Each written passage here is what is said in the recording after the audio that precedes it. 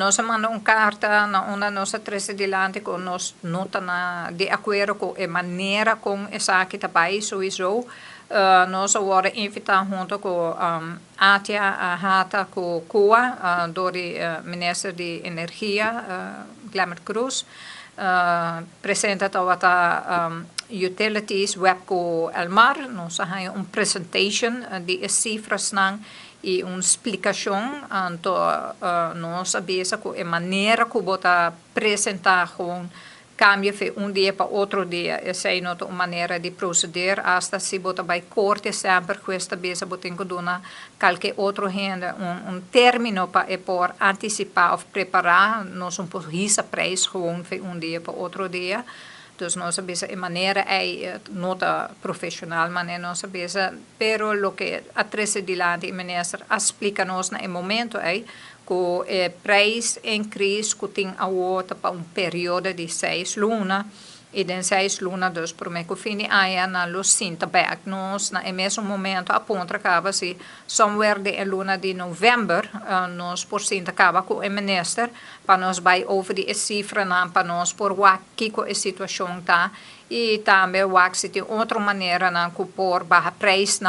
de água e corrente e a consequência com a realidade se tá que atualmente,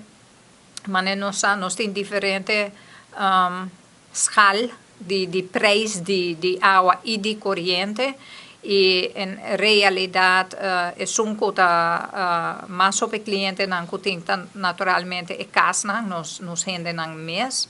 pero é um que eigenlijk te paga mais hobby, tá? A companhia não grande, o hotel não te paga eigenlijk de placa suma não hobby mais grande que nós tá paga como cidadão. Nós chamamos essa socialisering DJ, que é alto está pagando eigenlijk para mais abou, então eigenlijk al fim e al cabo está subsidiar eigenlijk o pueblo. Então nós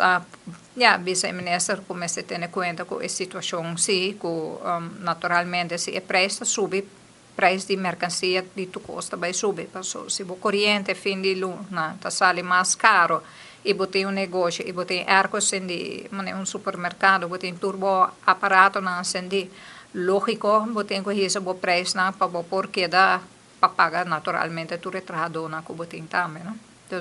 espiral effect nós temos. A solução de uma situação assim, que colocava